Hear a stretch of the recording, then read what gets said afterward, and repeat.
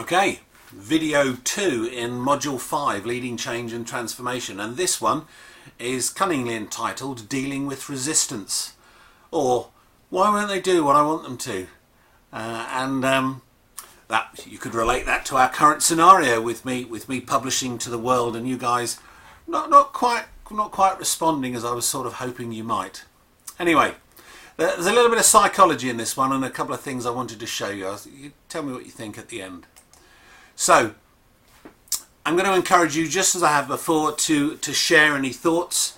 There's a couple of bits of theory we're going to explore in here. They're not the only bits of theory about resistance to change, but they make for interesting reading. I've got a little video for you to watch as well, and it won't take more, this whole thing won't take more than about 10 minutes. So, as you can see there, we're often challenged by behaviours of people, and sometimes we get very frustrated by that.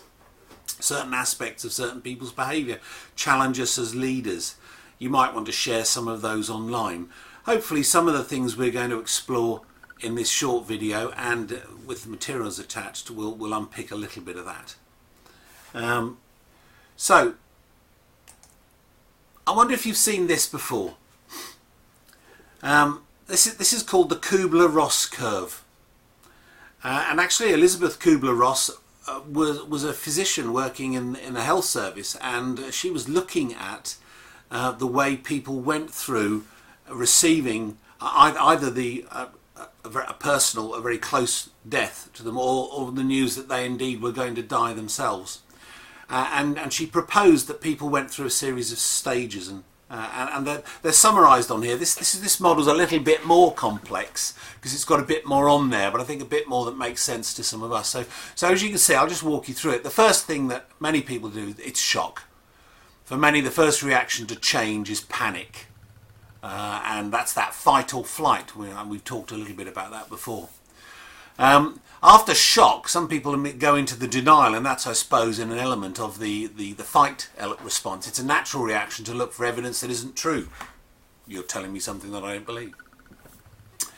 Beyond that, we have an acceptance that when it becomes clear that the change is real, frustration sets in, and sometimes that leads to anger on people's parts.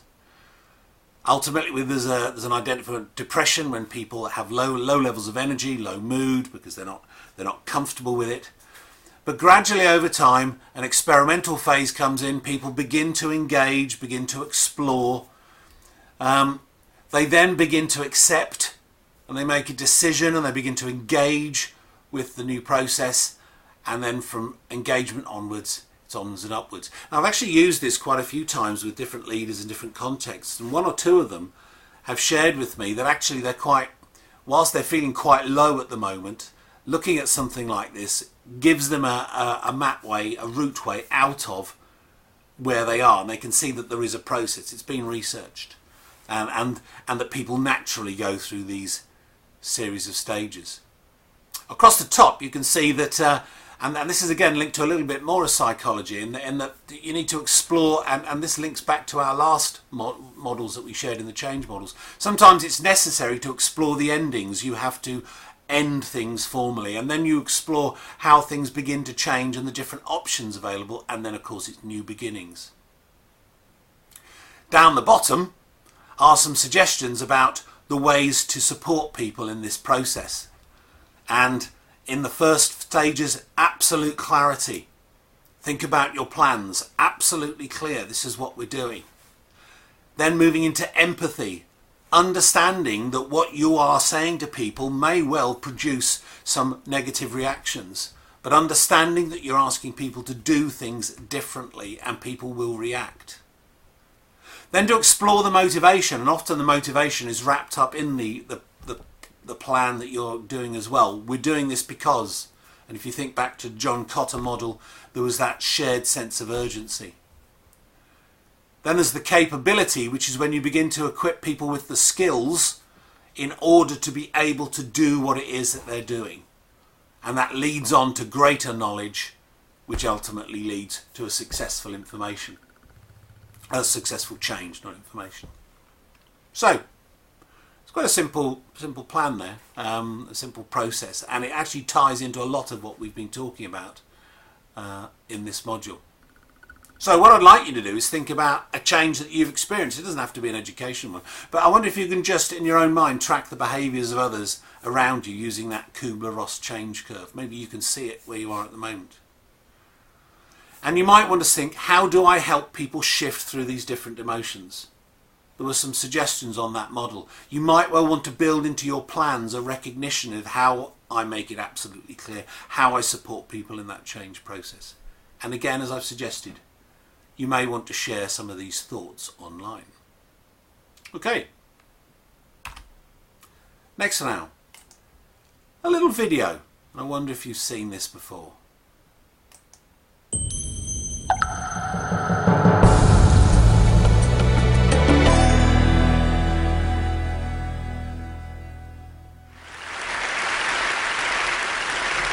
So ladies and gentlemen, at TED we talk a lot about leadership and how to make a movement. So let's watch a movement happen, start to finish, in under 3 minutes and dissect some lessons from it. First, of course you know, a leader needs the guts to stand out and be ridiculed. But what he's doing is so easy to follow. So here's his first follower with a crucial role. He's going to show everyone else how to follow. Now notice that the leader embraces him as an equal. So now it's not about the leader anymore, it's about them, plural. Now there he is calling to his friends. Now if you notice that the first follower is actually an underestimated form of leadership in itself. It takes guts to stand out like that. The first follower is what transforms a lone nut into a leader.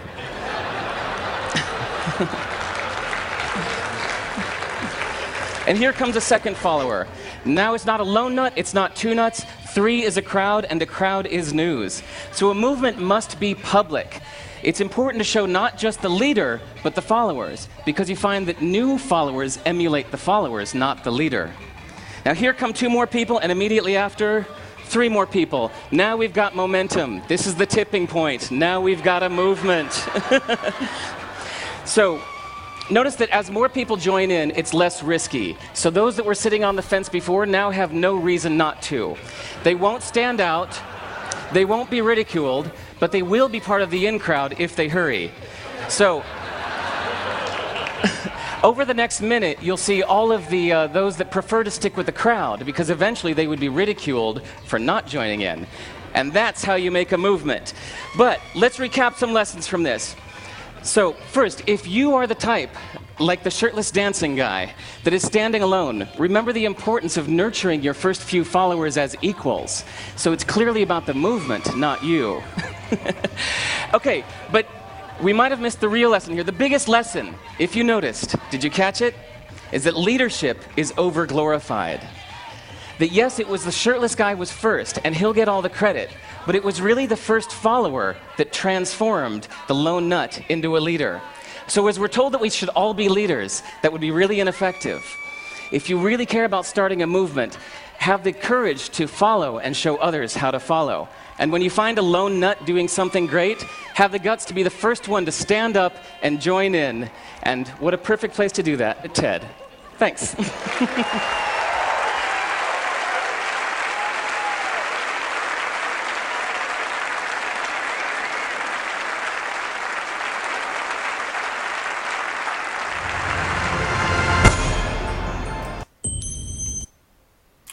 I don't know if you've seen that before, but the first time I saw that, and believe it or not, I immediately thought of this model here, the Rogers Innovation Adoption Model. And again, it's not an education one. It's actually driven a lot from business world. The theory goes that as change happens, innovation happens, there are people who get on board very, very quickly. There's the innovators who lead the change, and then there are those early adopters. And the video dancing guy, you saw the early adopters and the way that they were treated. And then there was that flood of people, the early majority, who were thinking, yeah, I want to be on board with this, and I can see the advantages, as joined by the late majority, who recognise that it's now no longer a minority of people doing this, it is the way that things happen. And then finally, on this model, you've got the laggards. And the laggards, it's a fairly negative word, but the laggards are the people who are slow to change their practice, very reflective. Now, none of these are particularly meant to be negative descriptions, but they do describe the way people respond to change. and that you will probably be an innovator or an early adopter yourself anyway. But I suspect at times in your career there will be times when you've been in the early majority or even a late or a laggard. The idea of putting this forward to you is to recognise that different members of your teams will respond in different ways and different approaches. You're going to need to consider, how do I encourage the early adopters? Because being an early adopter is not necessarily always a real positive. Sometimes the very enthusiastic people come in and they haven't reflected sufficiently, and they launch into something too quickly without considering other implications. And the laggards might be overly reflective and considering far too many implications. So you being aware of this is quite critical in terms of how you manage and address change. And underlying this, just as in the last model, is an understanding, a knowledge of adult psychology, the way that we respond to different things and different sponsors. In the discussion, I'm going to drop a reference to another particular theory about adult learning, which is called andragogy or andragogy. I can never pronounce it, but it's something I've mentioned when we met, and I think it might be well worth having a revisit to that. So that's the Rogers Innovation Adoption Model. Again, I'm going to ask you a few questions. How would you work with each category? What strategies would you use? What are the challenges and benefits of each category? Because there are. You also might recognise that some people will be early adopters for certain things and late majority or laggards for others. So there's a bit of a skill in knowing the people that you're working with as well there. So finally, we've looked at two theories, very short theories. They're more about emotions and the psychology of change, and how we work with people to support that. I do want you to think about what you're currently trying to do as a leader and where you and your school are. And again, you will find that it won't be we're all in the same place. There'll be variations in that. And I'm encouraging you to say you may well want to share some of your thoughts online. Okay, that's it. You'll know I've posted this video because you'll see it sent to you. I would like to see if anybody do want to engage online, and I look forward to seeing some of that. Bye for now.